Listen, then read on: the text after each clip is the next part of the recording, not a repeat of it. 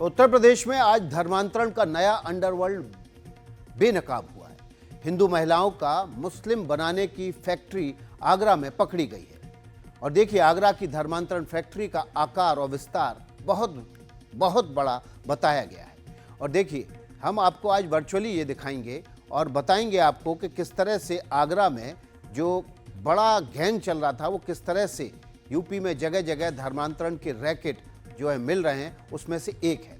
इसके पीछे यूपी सरकार का एक खास अभियान भी है जिसका नाम ऑपरेशन अस्मिता है। क्या है ऑपरेशन अस्मिता और आगरा में बेनकाब हुए धर्मांतरण रैकेट में क्या बातें सामने आई हैं, देखिए हमारी एक्सक्लूसिव रिपोर्ट।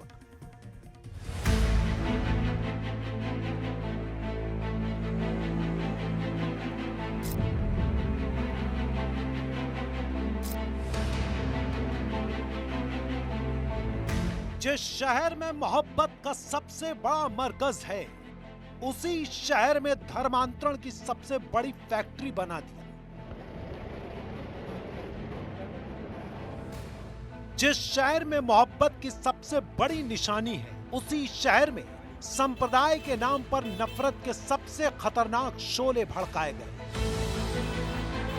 धर्मांतरण का सबसे बड़ा अंडरग्राउंड अड्डा खोल दिया गया।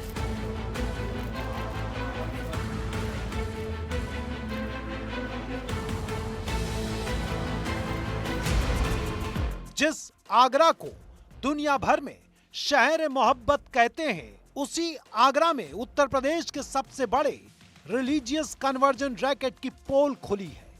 और उसका दायरा इतना बड़ा है कि सुनकर आपके पैरों तले जमीन खिसक जाएगी।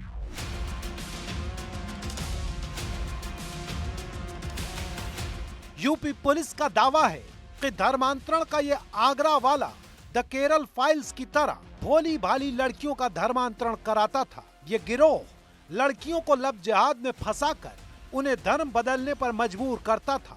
उत्तर प्रदेश की पुलिस कह रही है कि इस गिरोह के काम करने का तरीका आतंकी संगठन आईएसआईएस के तौर तरीकों से मेल खाता है। 6 प्रदेशों में साइमल्टेनियस दबिश देकर के 10 लोगों को गिरफ्तार किया गया है, जो कि देश के विभिन्न राज्यों में विशेष तौर पर कम उम्र की लड़कियों को प्रलोभन, लव जिहाद और अन्य तरीकों से प्रभावित करके धर्मांतरण के कार्य में लिप्त थे।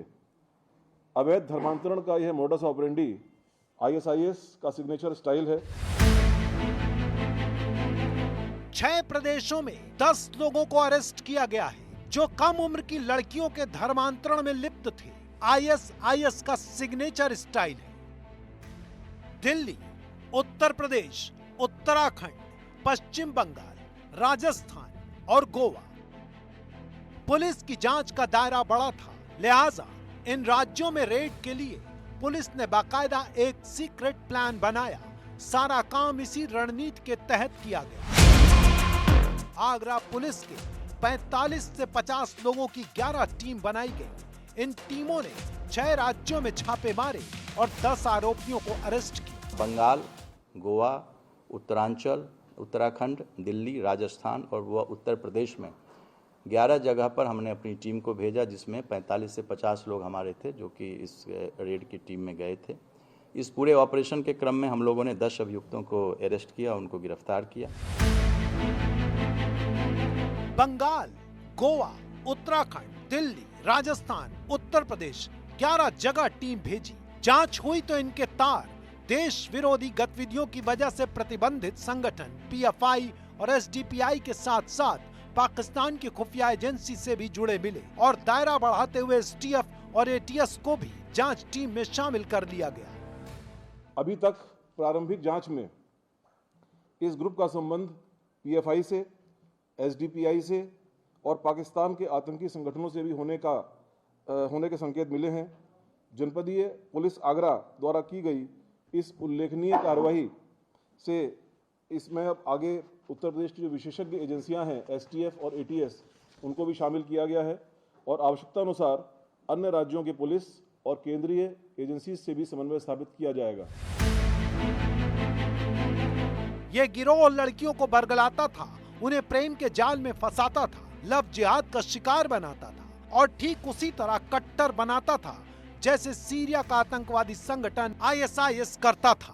इस नेटवर्क में लफ्ज़ जिहाद का उपयोग कर तथा विदेश से प्राप्त धन से धर्म परिवर्तन व रेडिकलाइजेशन के हमारे पास सबूत और साक्ष्य मिले हैं।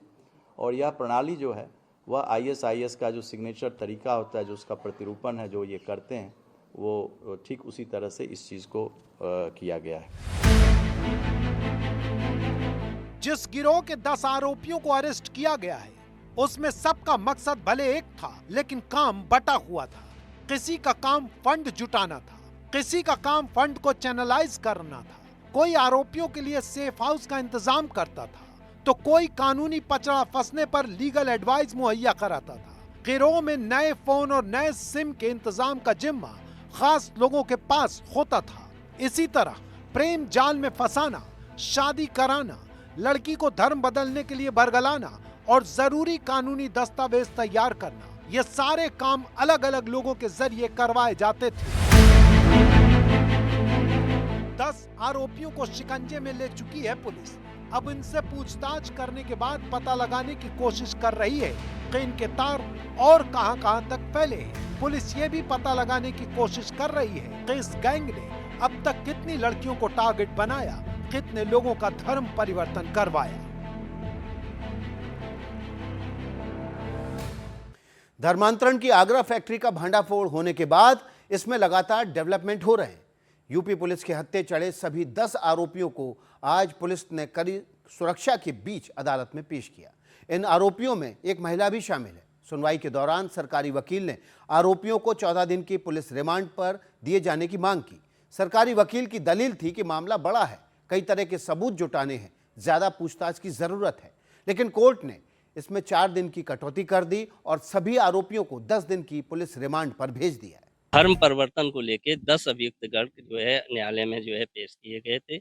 उनका जो है पुलिस कस्टडी रिमांड जो है स्वीकृत होना था।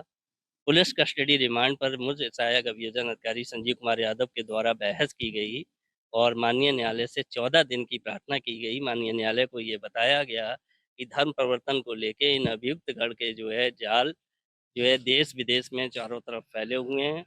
पश्चिम बंगाल, राजस्थान, दिल्ली, गोवा जो है ये अभियुक्त पकड़ कर लाए गए थे और उसके लिए जो है माननीय न्यायालय के द्वारा 10 दिन का रिमांड स्वीकृत किया। धर्मांतरण के आगरा रैकेट में शामिल आरोपियों में अबू तालिब का भी नाम है। आरोप है कि उसने बरगलाकर धर्मांतरण कराया। पुलिस ने इसी आरोप में उसे गिरफ्तार किया है, लेकिन अबू तालिम के घर वाले उसे बेगुनाह बता रहे हैं। कह रहे हैं कि धर्मांतरण गैंग से उसका कोई ताल्लुक नहीं है। हमारी टीम जब अबू तालिब के घर पहुंची तो उसके घर वालों ने क्या कुछ कहा, आपको दिखाते हैं। अब मैं नहीं बताना चाह रही हूँ, मेन गेट से तो आया नहीं। भाई इसका बेसन भून रहा था दूसरे दरवाजे से, इस बेसन की वजह से वो बच्चा बेसन भून रहा और यहाँ सबसे पूछा घर किस कहाँ है, उसका घर कहाँ है। डायरेक्ट आवाज नहीं दी, लड़के को कुछ नहीं कहा, यहाँ से अंदर पहुंच गए। सबसे पहले बड़े भाई का मोबाइल छीनना, उसके साथ बदतमीजी करी। मोबाइल छीनने के बाद उन्होंने कहा मेरा मोबाइल क्यों ले रहे तुम, तालिब कहाँ है, हमें कोई चोरी होती तो बच्चा को हम यहाँ सुलाते ना, कुछ ना करते हैं। बच्चा ऊपर बता दिया भाई ने, और मोबाइल इसका बड़े भाई का लेके और ऊपर जाके इसका भी मोबाइल छीनना। और फौरन इसकी बहन दवाई खाने में नौकरी करती है, कंपनी में दवाई की। विसा पूछाने जा रहा था और 2 मिनट में पुलिस आती तो वो तो चला जाता, घर से फ्री हो जाता, जने भगा दिया। उसे फंसाया जा रहा है, फंसाने की लोगों की नीति है। ये ग्रुप चल भी रहा है लड़कियों को कि हिंदू लड़कियों से संबंध बनाओ, फालतू की बातें बनाओ, लड़कों को बहकाओ, इधर मुसलमान लड़कियों को फंसाओ, हिंदू लड़कों का नाम लो। ये तो एक मिशन बनाया जा रहा है, मिशन है कि ये तो खामा बच्चे को गिरफ्तार अनजान होने के नाते। कोई महल्ले में रिपोर्ट नहीं है, कोई थाने में रिपोर्ट नहीं है, खाला पुलिस चौकी थाने में कोई रिपोर्ट नहीं है। बच्चा शरीफ है, नए के अपने काम पे जाता था, शायद किसी दोस्तों के साथ किसी जान पहचान वाला ने दोस्तों ने फंसाया है।